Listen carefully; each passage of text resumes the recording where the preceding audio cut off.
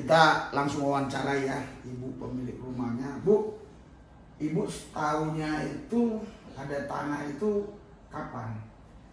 Mulai tadi pagi. Mulai dari pagi. Iya. Ya. Terus menurut yang membantu ibu di rumah ini sudah berapa hari itu tanah itu ada dibersihkan, ada lagi dibersihkan, ada? Menurut pengakuan asisten rumah tangga saya itu dibilang katanya itu udah 1 minggu. Terus saya tanya lagi, udah seminggu itu berapa kamu nggak bilang sama saya? Ya saya dia juga nggak kepikiran. Terus saya bilang, kamu waktu nyapu itu dalam seminggu itu kapan aja kamu ngeliat? Yang saya perhatikan Bu itu cuma pagi doang. Dia bilang begitu. Terus sore kamu itu nyapu gimana, ada nggak? Saya nggak perhatikan Bu, tapi setiap pagi saya nyapu itu ada. Oh iya, iya. Tapi setelah ibu tahu bahwa ada tanah setiap pagi beberapa hari di situ sudah dibersihkan, ibu ada rasa ini nggak? Ada rasa sesuatu yang aneh nggak dalam tubuh? Entah apa kayak, entah pusing, entah sakit, macam-macam lah. Iya, saya ada. Jadi sebelum Eli ya asisten saya, sebelum Eli ini menemukan itu tanah, dia sapu tadi pagi saya menemukan.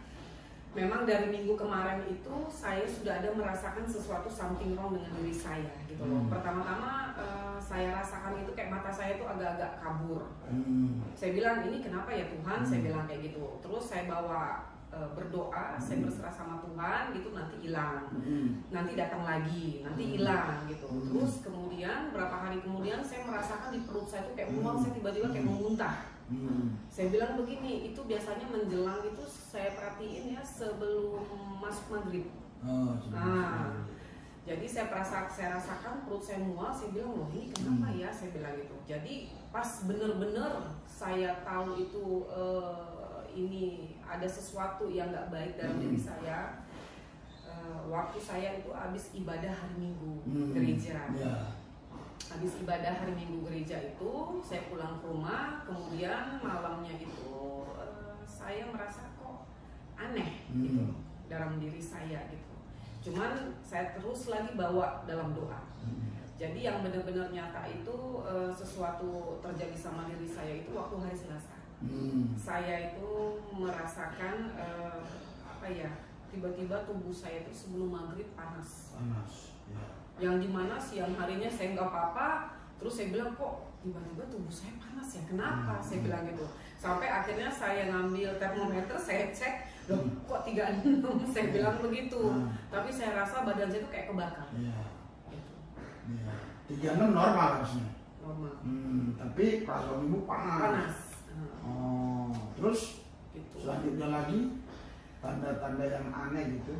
Nah, kemudian setelah itu badan saya jadi itu hilang timbul nggak langsung menetap ya, mual nanti hilang, udah gitu mata kabur, udah gitu tubuh saya panas. Nah, tubuh saya panas itu saya rasakan sekarang ini kan hari Sabtu. Saya rasakan itu mulai minggu ini hari Selasa, Rabu, Kamis dan jadi itu ada itu hari Kamis kemarin tidak ada. Hari Kamis. Jadi saya rasakan badan itu panas setiap mau masuk maghrib. Waktu Kamis malam apa yang ibu rasakan? Yang jadi ibu tadi cerita. Waktu Kamis malam itu saya ada benar-benar peperangan roh. Saya puasa karena ada suara Tuhan bilang sama saya puasa. Karena saya berdoa Tuhan ini kenapa, Tuhan tolong saya bilang Tuhan ampuni dosa-dosa saya. Saya belum tahu siapa. Nah sampai akhirnya itu saya puasa hari Kamis. Jadi waktu saya puasa itu saya bilang dari hari Rabu saya sudah mulai yang terakhir saya makan. Saya bilang Tuhan kuatkan saya bilang karena saya butuh belas kasih kamu. Saya bilang apa yang terjadi sama diri saya tidak tahu, tapi saya percaya Tuhan tolong saya. Jadi saya berpuasa hari Kamis sampai akhirnya saya juga pengen ibadah. Ternyata di situ juga seperti ada kekuatan yang menghalangi saya. Tiba-tiba teman telepon ngajak saya pergi. Terus saya bilang ya oke. Saya bilang begitu. Saya baru teringat oh ya saya kan mau ibadah. Saya bilang begitu. Akhirnya saya tulis lagi sama teman, saya tidak jadi pergi. Saya bilang gitu, saya ibadah. Jadi ya waktu hari Kamis itu malam saya ibadah. Terus saya mengambil perjamuan kudus, saya merasakan di belakang saya itu kayak ada sesuatu lepas, plong gitu. Saya bilang, wah ini apa ini? Saya bilang gitu. Di situ juga saya belum enggak. Sampai akhirnya hari inilah Tuhan bukakan sama saya, baru saya teringat. Dengan ditemukan asisten saya itu yang mengatakan setiap pagi ibu saya temukan tanah, pasir. Tanah.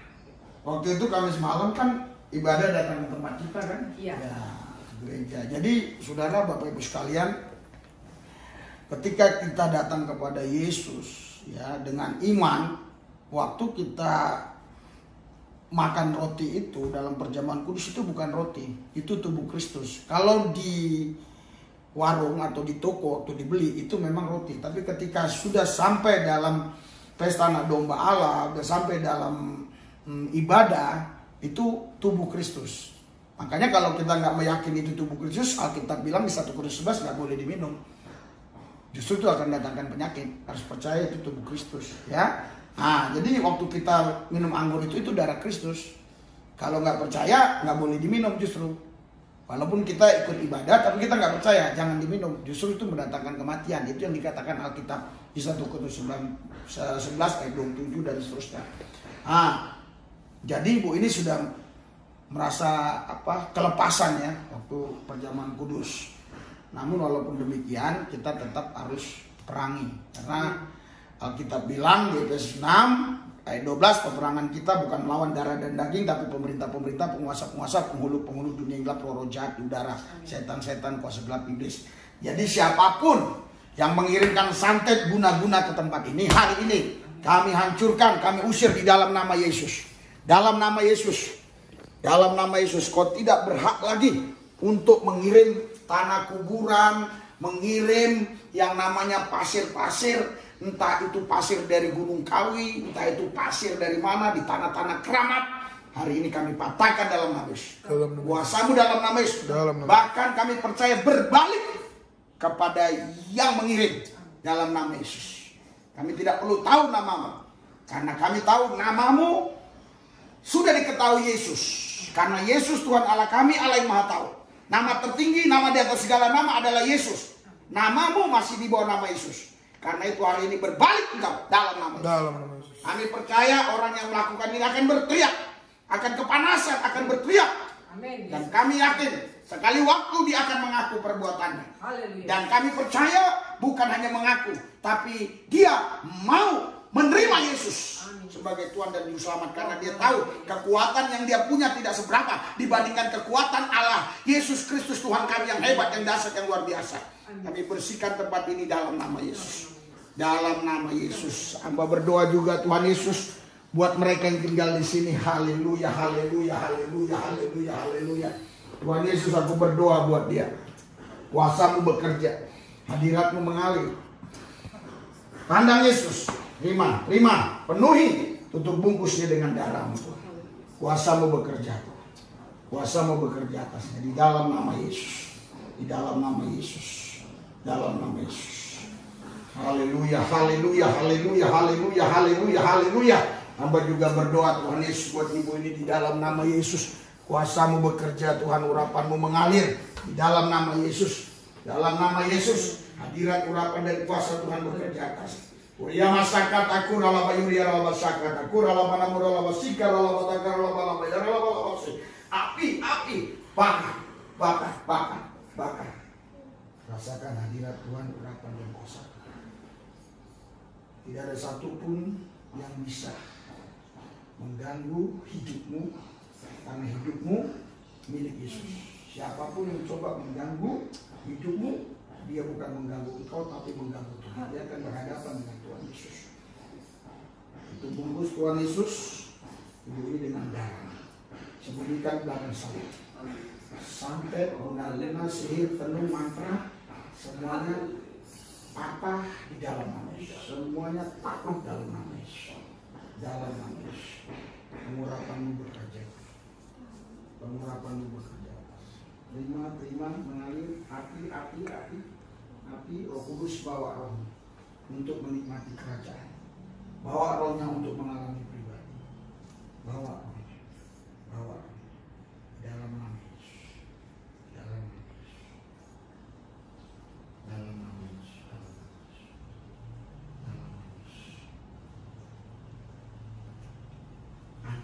beban-beban yang membuat dia tertekan.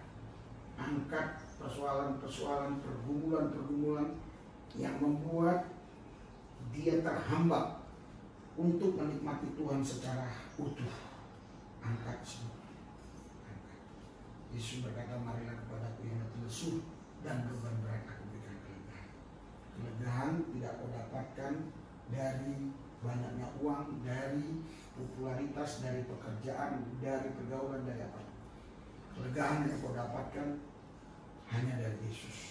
Yesus Tuhan Allah yang memberikan kelegaan dalam nama Yesus. Dalam nama Yesus. Ikuti doa saya. Tuhan Yesus, di dalam nama Yesus saya menang lebih daripada dia. Di dalam nama Yesus saya sehat.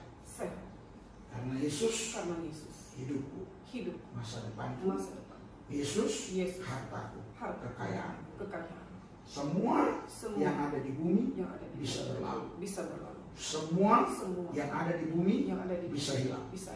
Tapi Yesus yang hidup di dalam diriku tidak akan hilang. Dia Alfa dan Omega. Dia kekal selama.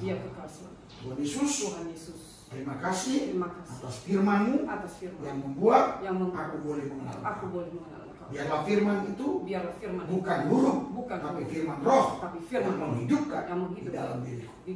Untuk aku dapat mengalami Yesus secara pribadi, setiap saat, setiap waktu. Karena saya percaya, fokus saya bukan siapa yang melakukan sihir, santet, guna-guna, tenung, mantra, itu tidak peduli saya. Fokus saya adalah Yesus. Peristiwa ini tidak akan mengalihkan pikiran saya kepada Kristus. Tetap fokus saya adalah Kristus. Terima kasih Bapa. Dalam Yesus saya terima urapan yang baru. Yesus menyelesaikan. Dia pulihkan luka-luka hatimu, dia pulihkan batinmu, dia pulihkan. Damai sejahtera sukacita Tuhan yang melampaui segala akal, mengalir limpah menguasai hidupmu. Itu melebihi emas dan perak, itu melebihi harta, itu melebihi segala. Karena kehidupan yang ilahi, kehidupan yang surgawi, kehidupan yang penuh dengan kedamaian Tuhan, itu yang membuat hidup ini nikmat. Kedamaian Tuhan itu yang membuat hidup ini nikmat. Tuhan Yesus, saya terima kedamaian dari Tuhan yang tidak bisa dicuri oleh situasi, kondisi keadaan, yang tidak bisa hilang karena niat-niat orang yang mau berbuat jahat. Karena damai Tuhan kekal abadi sampai selamanya. Dalam Yesus saya terima. Amin. Haleluya. Minum dulu.